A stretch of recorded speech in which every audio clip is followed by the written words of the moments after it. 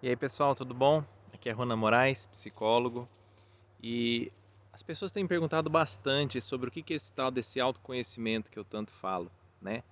Autoconhecimento nada mais é do que você entender a si mesmo.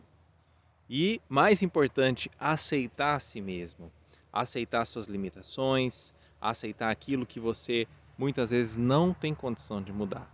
E a partir do momento que você entende e você aceita algumas características suas, que antes você passou a vida inteira lutando, você tem força para mudar e melhorar aquilo que é possível de mudar. Aquilo que é realmente o que você nasceu para trabalhar. Então vejam, estou aqui nesse local maravilhoso, né, na natureza, e quando a gente observa a natureza, a gente vê que tudo tem um tempo, tudo tem um ciclo perfeito, tudo tem o tempo exato das coisas acontecerem. E na nossa sociedade, no nosso dia a dia, a gente não respeita esse tempo. A gente quer tudo para ontem, para agora. E se você vai caminhar um pouco na natureza, você percebe que além dela ser bela, né, é uma excelente professora sobre a paciência, sobre saber esperar o tempo das coisas. Então, autoconhecimento é saber respeitar também o seu tempo de conquistar os seus objetivos, o seu tempo que às vezes você está num tempo de ter mais ação, às vezes você está num tempo de ter mais introspecção, um tempo de olhar para dentro. E nesse período de pandemia, muitas pessoas estão sendo forçadas a olhar para dentro e ver o que tem lá. Porque quando você fica correndo de um lado para o outro, você não tem tempo de pensar. Mas quando você fica em casa e muitas vezes entediado, começam a surgir pensamentos. E dentre os muitos pensamentos que nós temos, um deles é: o que eu quero para a minha vida? O que eu estou buscando? O que eu espero fazer depois dessa pandemia? E esse tipo de pensamento começa, às vezes, a desconstruir aquilo que antes era prioridade na nossa vida. Porque antes eu colocava um peso em algumas coisas que hoje, às vezes, não está fazendo tanta diferença. Isso é autoconhecimento. Estou começando a perceber o valor que eu dou para as coisas e o valor que eu dou para as pessoas. Tem pessoas que nesse momento estão fazendo grande diferença na minha vida. Tem pessoas que nesse momento não estão. Tem pessoas que nesse momento eu estou fazendo a diferença na vida delas. E tem pessoas nesse momento que eu não estou fazendo diferença nenhuma. Por que isso? Porque assim como a natureza, tudo é cíclico. Nós ficamos com as pessoas por um período. Nós ficamos em situações por um período. E passa, passa. Isso tudo que nós estamos enfrentando também vai passar. Também vai passar. Porque essa é a natureza das coisas. Então a gente tem que olhar para isso e tentar tirar alguma lição, algum aprendizado, algum ponto de fortalecimento. Porque senão, de novo, a vida te convidou a se transformar, a vida te convidou a fazer as coisas diferentes e você não quis. Até quando a situação vai te espremer, te forçar para que você tenha uma nova forma de agir, de pensar? Porque é isso que a vida está querendo: evolução, transformação, crescimento, expansão, multiplicação. E a gente fica com pensamentos de mesquinharia, de pobreza, de, de ridicularização. Então veja a qualidade dos nossos pensamentos. Isso vai refletir na qualidade dos nossos comportamentos. Se a gente só pensa bobagem, a gente vai agir igual idiota. Se a gente tem pensamentos mais elevados, a gente começa a ter atitudes nobres. E aí você começa a deixar algo na vida das pessoas. Mas começa aqui dentro. E nós temos na nossa vida duas missões muito importantes. Nós temos que aprender a olhar para nós e curar as nossas emoções, curar as nossas dores, curar aquilo que tá machucado dentro de nós. E eu, apesar de ser psicólogo, eu gosto desse termo cura emocional. É um termo polêmico, mas é um que eu gosto de trabalhar porque as pessoas entendem. É você não ter mais a dor que você tinha quando você pensava em determinada situação. Isso é cura emocional. É superação de um trauma. É transcender os seus limites. Então, uma das nossas missões aqui é curar isso. Porque na nossa história, às vezes, o nosso papai, nossa mamãe, um colega, um irmão, nos feriu profundamente. E eu fico carregando essa ferida há anos e anos. E às vezes sozinho não dou conta. Então eu preciso me dispor a pedir ajuda para alguém, para que eu consiga arrancar esses espinhos do meu coração e eu consiga sentir as coisas com mais leveza de novo.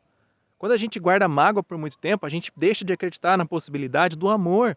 a gente deixa de acreditar nas pessoas e a gente vai se tornando seco, a gente vai se tornando inflexível. E a gente acaba encontrando mais pessoas assim, confirmando a nossa crença de que as pessoas não prestam. E enquanto eu não for lá dentro, naquele dor, naquele machucado emocional e fazer alguma ação para curar isso, para tratar isso, para entender isso, para aceitar isso, eu vou encontrar pessoas, vou dar cabeçada, vou dar murro em ponta de faca, até vir uma lição, um aprendizado. Então essa é a primeira missão, curar a si mesmo. E qual que é a segunda? Servir. Servir ao próximo. E quando eu digo servir, uma das formas que nós temos de servir é a nossa profissão. Se você trabalha num caixa de supermercado, se você trabalha num atendente de farmácia, se você é dono de uma corporação, como que você pode servir as pessoas que estão lá? Como que você pode dar o seu melhor? Você pode sorrir, você pode tratar bem, pode tratar as pessoas com respeito, com dignidade. Como que você pode ser uma pessoa que faz o melhor que pode fazer? Através do autoconhecimento. Então servir é a postura do século. Esse planeta só vai sustentar seres humanos se nós aprendemos a servir. Servir é dar o seu melhor em benefício do próximo. Servir é dar o seu melhor em benefício do planeta, em benefício das pessoas ao seu redor e inclusive em benefício de si mesmo. Mas nós estamos às vezes tão autocentrados só no meu benefício, só eu quero sair ganhando, que não tem espaço na minha vida para mais nada e mais ninguém. Nós precisamos aprender a compartilhar o que temos de bom. Nós temos que aprender a colocar para fora os nossos talentos naturais. Isso é servir. Se você tem a capacidade de escrever um texto bonito, escreva. Faça com que isso ajude as pessoas. Se você tem a capacidade de trazer algo de bom para qualquer um que seja, faça isso.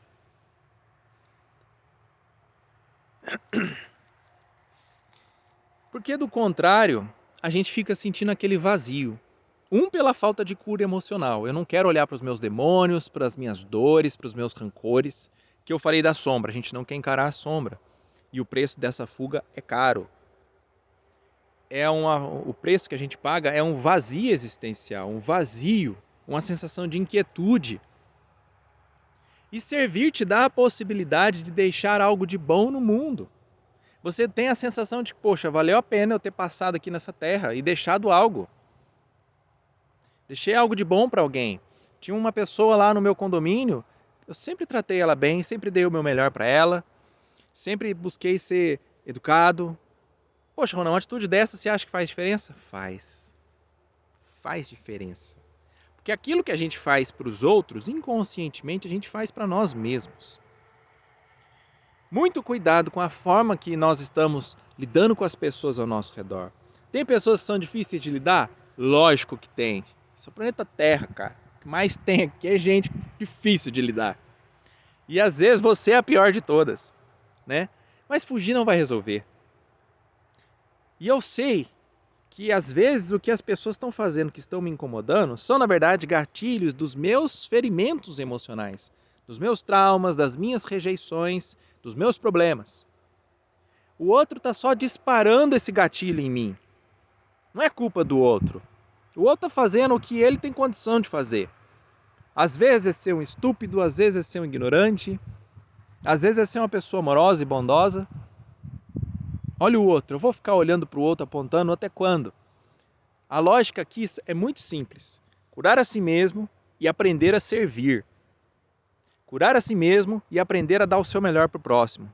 Perdoar pelos seus próprios erros, aprender com os seus erros e parar de ficar pensando em formas de manipular as pessoas para você ter o que você quer. Então, a partir do momento que a gente começa a gradativamente, isso é gradativo, pessoal, isso é um treino constante.